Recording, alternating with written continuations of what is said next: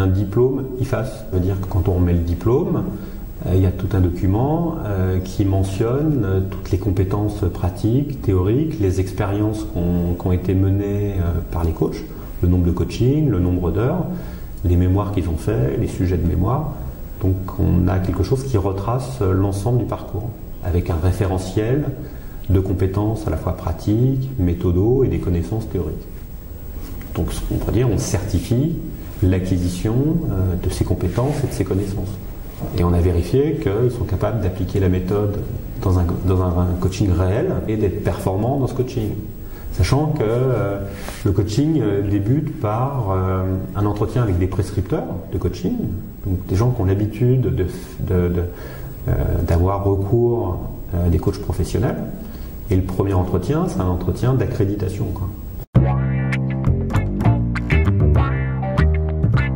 Est-ce que ce coach qui a déjà fait une partie du parcours de l'IFAS est capable d'être accrédité par un prescripteur de coaching? C'est ça qu'on vérifie, quoi.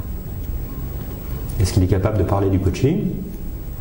Est-ce qu'il est capable de parler de lui d'une manière cohérente par rapport à son parcours et au coaching? Est-ce qu'il est capable d'expliquer le cadre qu'il propose pour faire du coaching? Est-ce qu'il est capable d'expliquer les référentiels théoriques qu'il utilise, la méthode qu'il utilise? Est-ce qu'il est capable de montrer qu'il s'intéresse au prescripteur de coaching, à ses attentes, à sa manière de travailler? Donc tout ça, c'est validé par la pratique. Voilà, parce que on leur a confié des coachings en entreprise, c'est que ces premiers entretiens ont été positifs. Voilà. Puis après, il y a ce deuxième entretien qui est toujours important pour commencer un coaching, qui est l'entretien découverte. Donc, il rencontre quelqu'un qui souhaite bénéficier d'un coaching. Est-ce que cette personne a envie de travailler avec eux, quoi? Donc, est-ce que la relation est efficace? Est-ce qu'ils ont compris la problématique de cette personne? Est-ce qu'ils sont capables de la conceptualiser d'une manière qui intéresse cet éventuel candidat au coaching? Est-ce qu'ils proposent une méthode qui donne envie? Est-ce qu'ils sont capables de donner le cadre pour que la personne soit rassurée par rapport à l'accompagnement?